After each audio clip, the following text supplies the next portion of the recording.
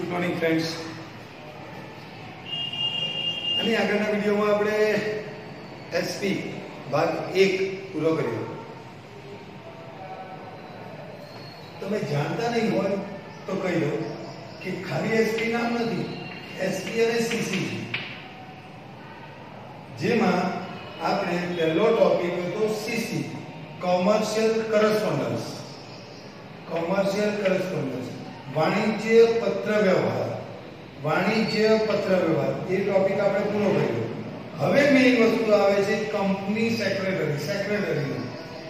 Secretarial practice. Secretarial practice વિભાગ બીજો છે જેને એસપી તરીકે ઓળખીએ છીએ. એ એસપી માં સૌથી પહેલા આપણે સમજવાનું છે સેક્રેટરી શબ્દ. પહેલા ભાગમાં આપણને સેક્રેટરી શું છે એ સમજાવ્યું છે. સેક્રેટરીનો અર્થ અને પ્રકારો. સેક્રેટરી શબ્દનો અર્થ અને એના પ્રકારો વિશે આપણે વાત કરવાની છે. ઓકે, તો જોઈએ પહેલો ભાગ સેક્રેટરીનો અર્થ અને પ્રકારો. આખું ચેપ્ટર તમારા અભ્યાસક્રમમાં છે, થિયરિકલ ચેપ્ટર છે. એમાં કોઈ બીજો પત્ર કે બીજું કંઈ આવતું નથી. માત્ર સેક્રેટરીનો અર્થ, લક્ષણ, સેક્રેટરીનો અર્થ, એની વ્યાખ્યા, લક્ષણો અને એના પ્રકારો, બસ આટલી જ વાત છે. 2 થી 2.5 પીરિયડની વાત છે, પાઠ પૂરો થઈ જાય છે. કોઈ નાનો પાઠ છે પણ અગત્યનો છે.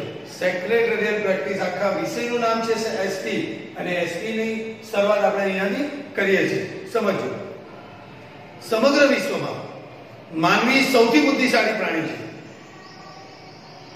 સમગ્ર વિશ્વમાં માનવી સૌથી મોટો બુદ્ધિશાળી પ્રાણી છે. કારણ કે એને બુદ્ધિ છે. બીજા કોઈ પ્રાણીઓને બુદ્ધિ હોતી નથી. સજીવને બુદ્ધિ આપી નથી. સજીવમાં માત્ર મનુષ્ય એવું એક પ્રાણી છે કે જેને બુદ્ધિ આપી છે. તે વિચાર કરે છે, અને વિચાર કરીને, સારા નરસાનો વિચાર કરીને એ કામ કરે છે. તો બુદ્ધિશાળી પ્રાણીને સમજાવવા બી અઘરા હોય છે, અને એ સમજાવવા માટે અહીંયા વિડીયો બનાવીને પણ અમારે કામ કરવું પડે છે. તેવા બુદ્ધિશાળી પ્રાણી એટલે કે માનવી માટેની વાત કરીએ. સમગ્ર વિશ્વમાં માનવી સૌથી બુદ્ધિશાળી પ્રાણી છે. તેને પોતાનો હંમેશા વિકાસ સાધ્યો છે. આ વિકાસ ગાથામાં એટલે કે વિકાસ યાત્રામાં માનવી હંમેશા વધુ ને વધુ કામ કરતો થયો. એક સમય એવો આવ્યો કે જે ત્યારે બધું જ કામ જાતે ન કરી શકે, ત્યારે તેને એવા એક સહાયકની જરૂરિયાત ઊભી થઈ, તેના બધી કાર્ય કરી શકે. પહેલાનો માનવી એની બધી જરૂરિયાતો જાતે પૂરી કરતો, એનું બધું કામ જાતે કરી લેતો. એના જેટલા પણ કામ હતા બધા કામ એ જાતે કરતો, આત્મનિર્ભર હતો. અત્યારે મોદી કાકા કહે છે, મોદી કાકા જે શબ્દ પર ભાર મૂકે છે આત્મનિર્ભર, તે આત્મનિર્ભર માનવી હતો પહેલા. કારણ જાણો છો? કારણ માત્ર એટલું જ કે ત્યારે એની જરૂરિયાતો બહુ સીમિત હતી, ઓછી હતી, મર્યાદિત હતી, સંકુચિત હતી. બહુ ઓછી જરૂરિયાત હતી એટલે બધી જરૂરિયાતો એ જાતે પૂર્ણ કરી લેતો. પરંતુ જેમ જેમ સમય વીતતો ગયો તેમ તેમ એની બુદ્ધિ શક્તિનો વિકાસ થતો ગયો. માનવીની જરૂરિયાતો વધતી ગઈ, એનો વિકાસ થતો ગયો.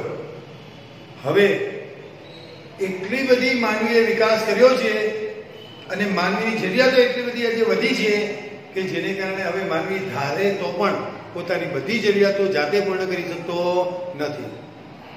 માનવી પાસે સમય ઘટે છે. શક્તિ તો છે, શક્તિ બી લિમિટેડ છે, પણ માનવી પાસે સમય અને શક્તિ બંનેનો અભાવ છે.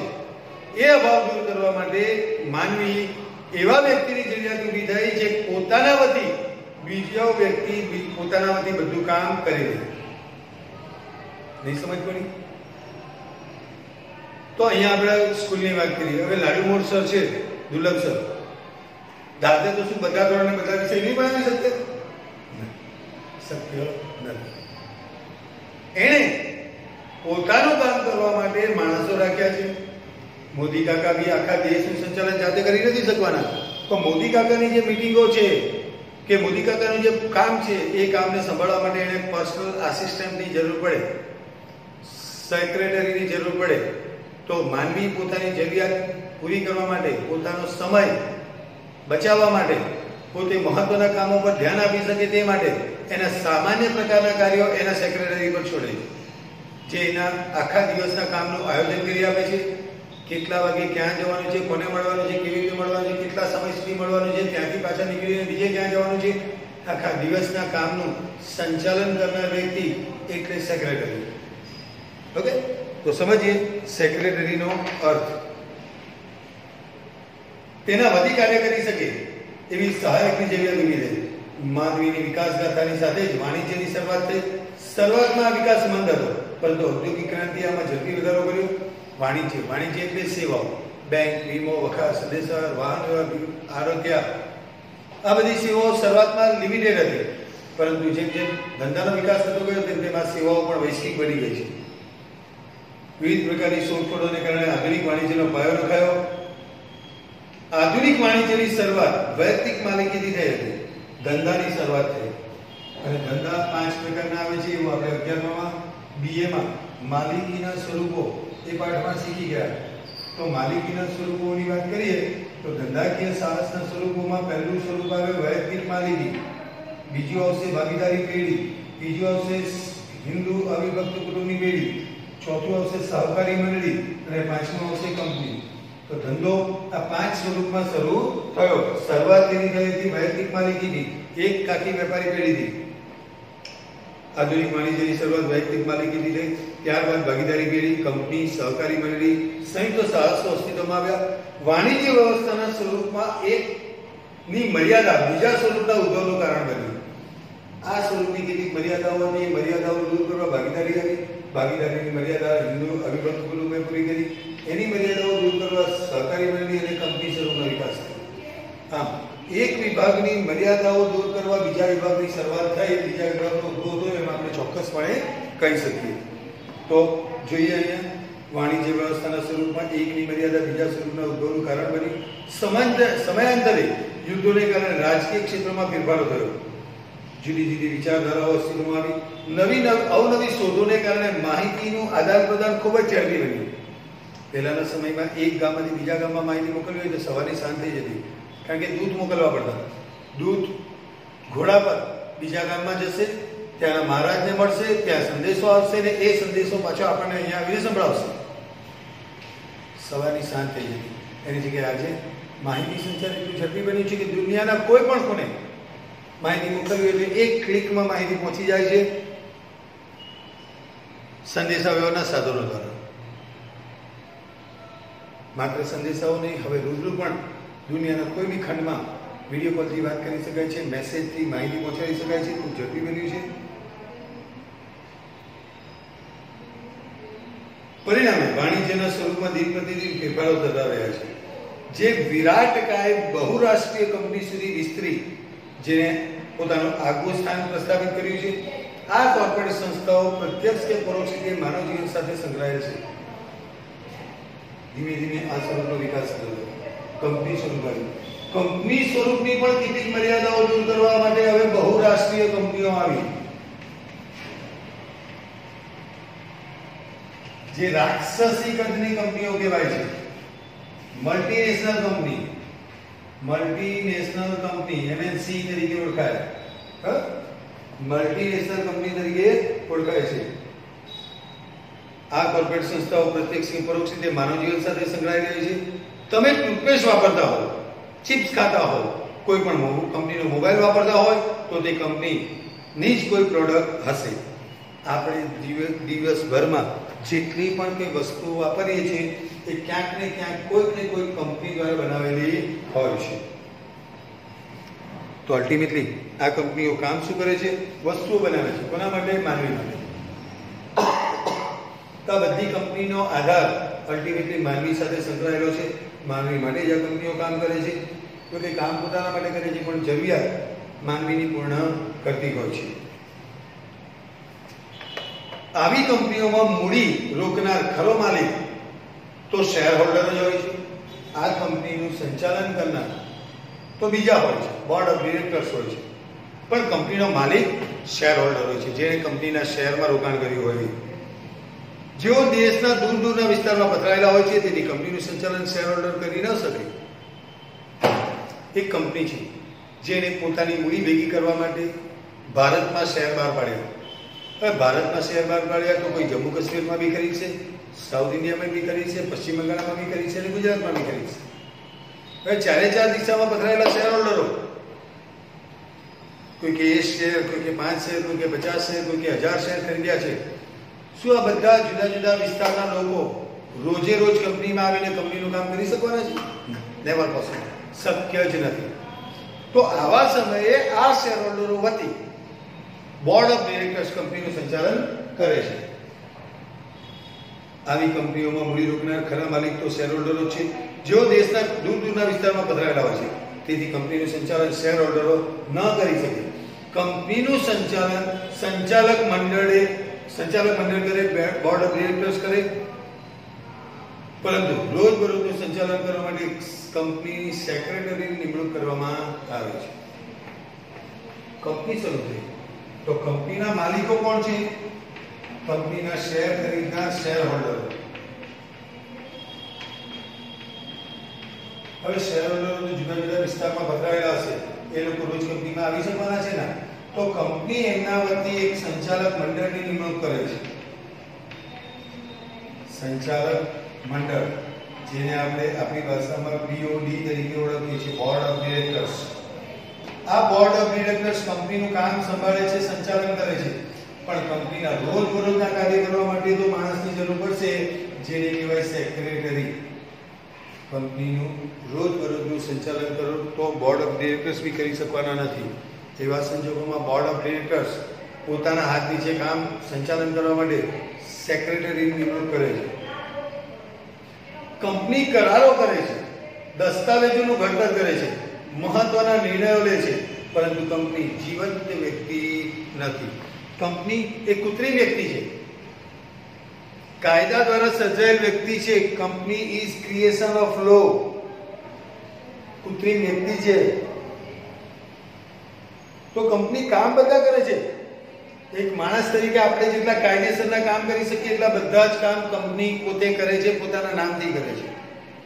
પણ તેમ છતાં એ જીવિત વ્યક્તિ નથી, એક સંસ્થા છે, મૂર્ત વ્યક્તિ છે.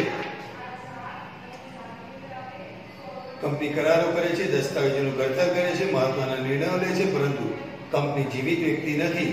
તેને તો કાયદાએ કૃત્રિમ વ્યક્તિત્વનું સ્વરૂપ આપેલ છે. તેથી આ બધા જ કાર્યોમાં સેક્રેટરી સામેલ હોય છે. એટલા માટે કંપની સંચાલનમાં સેક્રેટરીનું સ્થાન ખૂબ અગત્યનું છે. હવે કંપની વતી બધું કામ સંભાળે છે સેક્રેટરી. કંપનીના બધા જ કામનો આધાર હોય છે સેક્રેટરી. ભારતની આઝાદી પછી 1956માં કંપની ધારો અસ્તિત્વમાં આવ્યો. કંપનીના કાયદા, કંપનીના નિયમો બધું આવશે કંપનીના બંધારણમાં. એટલે કે 1956ના કંપની ધારામાં. આઝાદી પછી કંપની ધારો પસાર થયો 1956માં, જેમાં કંપનીના એક નિયમો નું વિસ્તૃત રીતે વર્ણન કરવામાં આવે છે. આને કંપનીનું બંધારણ કહેવાય. હવે અમુક સમય સુધી જ અમુક કાયદાઓ અસ્તિત્વમાં રહે, પછી તેમાં બદલાવ લાવવો પડે. સમય સંજોગ પરિસ્થિતિ બદલાય એટલે કાયદાઓમાં પણ બદલાવ લાવવો પડે. હવે આજે 2013 નો કંપની ધારો અમલમાં છે.